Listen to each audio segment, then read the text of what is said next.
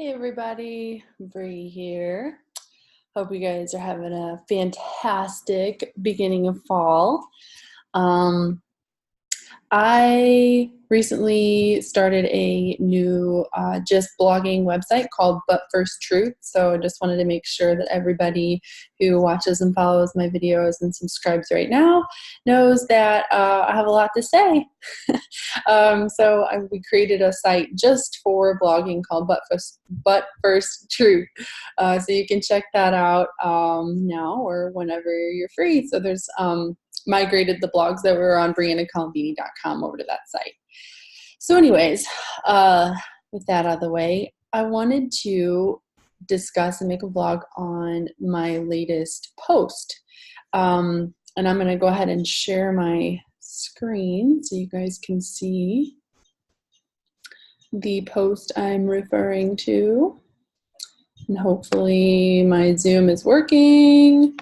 And it's recording my video up in the top too. So you guys still should be able to see a picture of Big DT and me up in the right. So this article came to me, I believe it was last weekend. And, you know, I've been doing all this research and watching conspiracy theorists and just learning so much about the state of our world, our country, government, and just kind of like diving into like kind of the dark side of things the last few months, which that's not really my speed, but I feel, and there's another article about this, you know, acknowledging the light in the dark and how that can be really beneficial for us in our spiritual growth and then just growing up as an adult in the earth today. So I did an article on what is Donald Trump's purpose and what do Lightworkers do after they know what that is. So, you know, this is a pretty long article. Started here with a little disclaimer because my aim is not to just like convince people and say I'm right and my opinion stands. Obviously, it's my opinion. It's from where I'm at right now. And so this is informational, and with all things, all articles, all blogs, all vlogs, including mine, you take what resonates and then you leave the rest. This was kind of difficult for me to get around because it's like once you find one thing that doesn't resonate or you feel like something may not be true or factual, it's like, oh, you know, I'm just going to discredit the whole rest of what this person has to say. And so I would urge you to take a step back and rethink that process, because there are some things, you know, that we're all human. So there are some things that we're super sure about that we present in a really factual, true fashion. And then there's some things that we maybe don't do as well of doing that. So that is ultimately what this disclaimer is about. So a little background is just, you know, kind of about me and going into all this like conspiracy stuff. What is Donald Trump really here doing? Mainstream media. So just learning a little about that. So what I really wanted to get to in this video is about the truths that I came to. So in this article, you know, first kind of point that I wanted everybody to start thinking about, and what really got me thinking, was that, you know, Donald Trump is in office, right? And there's this kind of belief that the government is more corrupt than ever, or, you know, became more corrupt when he took office. And while, like I said, it's my opinion, I was like, well, what did we think as a country before that? Because I know I personally felt like the whole shit was just really down the tubes and nobody was honest and politicians couldn't be trusted. And, you know, that was my belief about it way before Donald Trump ever even came to be known. And so I did, you know, do a little research, and there were many articles, but this was one article. I'm just going to open this up here, that just was, you know, clean, concise, and it was written in about 3 years ago, actually. So September 19th, 2016. before Donald Trump was in office, that 75% of the people in the US, 3 out of every 4 Americans, perceived corruption as widespread in the country's government. So, and I'm just looking here, so it's just like, we already knew that it was, there were issues. There were some serious issues. And so that was just something I wanted to point out, that, before Donald Trump ever even came in office, almost all of us, 75% of us, believed that there were really shady things going on in government. So I didn't feel like I had to say a lot about that, because if you believe that Donald Trump was completely dishonest and corrupt, which I personally do not, but if you do believe that, there's no change.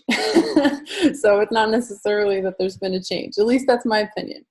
So the point number 2 that I wanted to make is about the mainstream media and, Donald Trump. I have my views on him as a person, and you can read that in the blog. This fake news, it makes me laugh because it's kind of juvenile and whatever, not serious.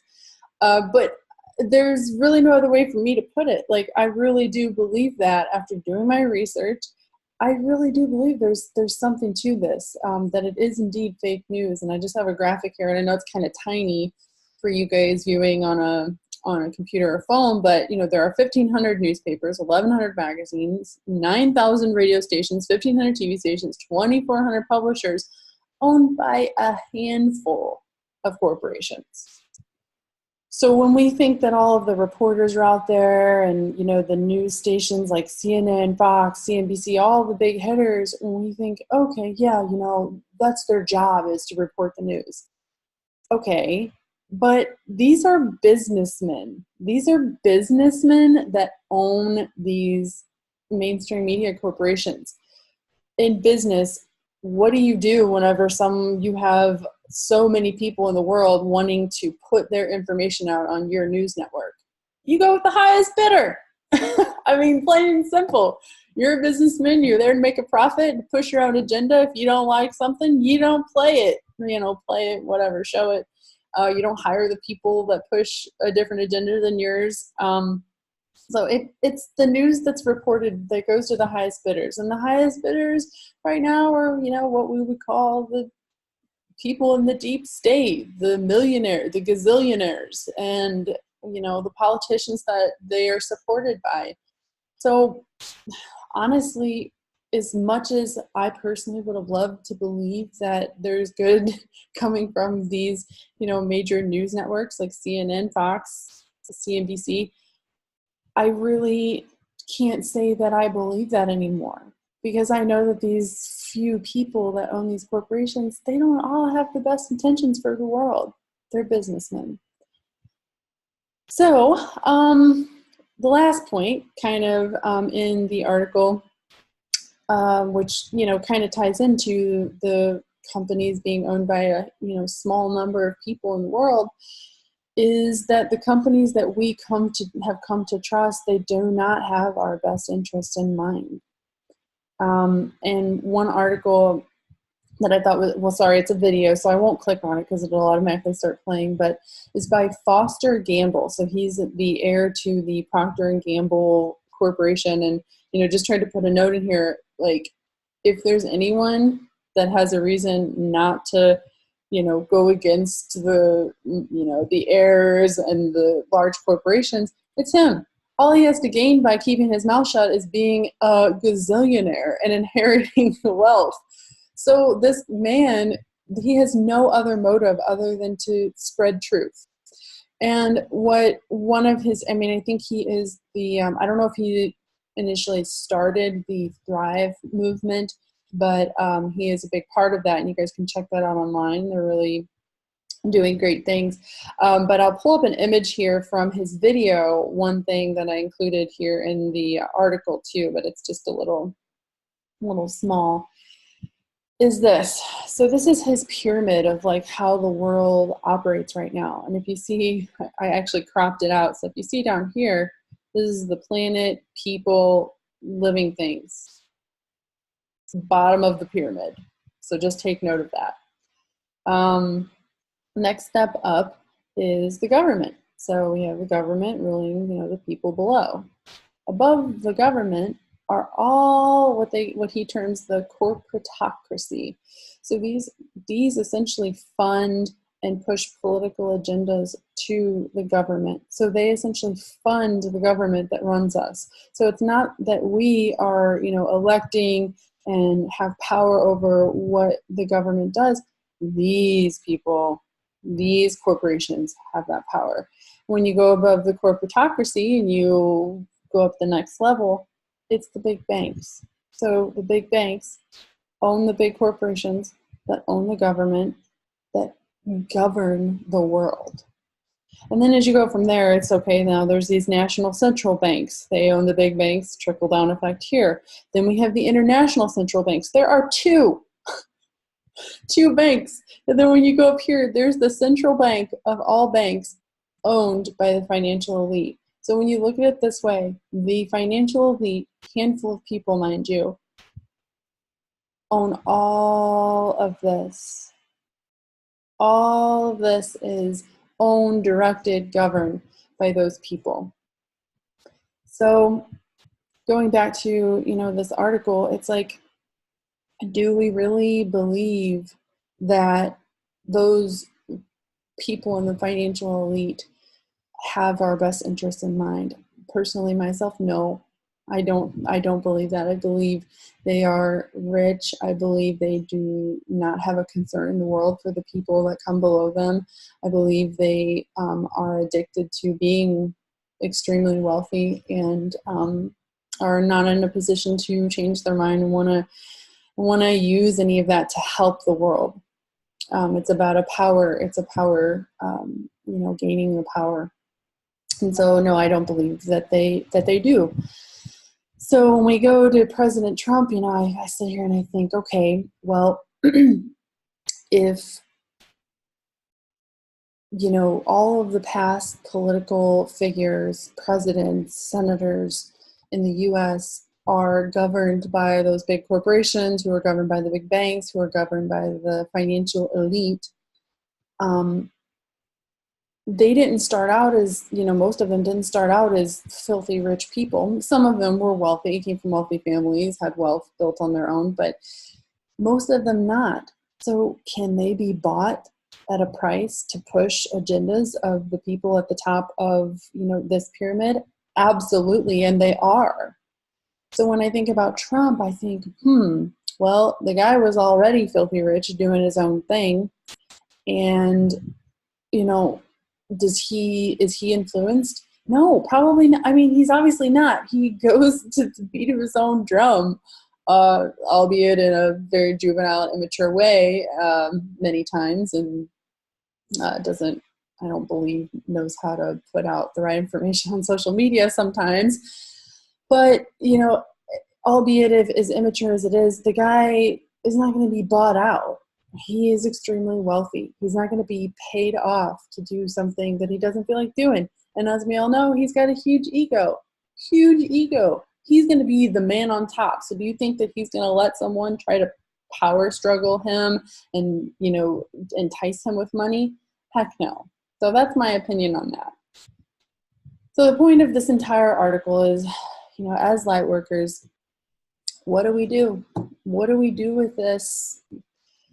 Knowing that, like I said, he is juvenile. Donald Trump is immature. He says some crazy off-the-wall things that really make us just think. And mind you, mainstream media pushes the worst, the out of context. And as we learned before, the mainstream media is owned by people pushing their own agendas. So this is from just personal experience, watching videos of Donald Trump and just a general intuitive vibe. I do think, yeah, he's as a human being, would I want to be friends with him? Probably not.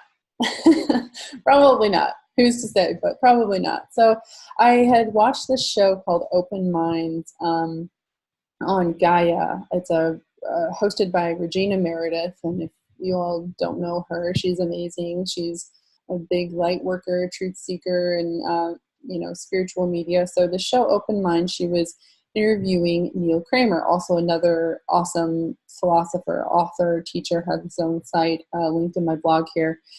They introduced the concept of what is called a heyoka. It's known in the Native American tribes, and particularly the Lakota people, that it's kind of a clown who basically makes fun of and embodies like all of the disgusting, ridiculous behaviors of something that we like hold really sacred and dear, like, and we look up to, i.e., the presidency, the president of the United States. We think that's just like the top of the top. And I was like, oh my gosh, like, heck yeah, like that's exactly what Donald Trump does. Like, he makes the presidency look like he's making fun of it, essentially. And I was like, oh yeah, that makes so much sense. Like, he acts immature, he makes a freaking fool of himself, he says uncouth things. And then I was like, okay,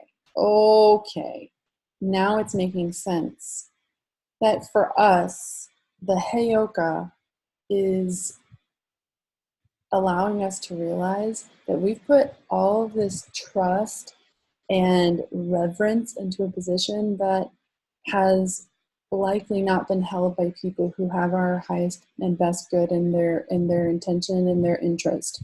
So past presidents of the United States being governed and owned by this elite group of people and pushing agendas that, like I said, are actually probably harm us more than help us, all the while giving the illusion that they are helping us. The heyoka makes a joke of this, and rightly so. It's a joke. It has been a joke. Joke's on us. And this just lets Donald Trump being in office allows us to see all of the crazy things that have been going on and all of the dishonest intentions that have come to those who have been taken place in that, in the presidency, in the U.S. presidency. So I was like, well, it's a weird, twisted way to bring that to our attention, and I don't think I would have ever expected it, but there's no one else in the world, and I say this in the blog, there's no one else that I can think of, one that couldn't be bought by people, one that had such a big ego that even if someone did offer him, a crazy amount of money to push their own agenda, he wouldn't want to because he's that big of an ego. And then, 3, taking all of the hate, all of the naysaying, all of the making fun, all of the just extreme anger and frustration that comes from the world to him by, half of the people in the U.S.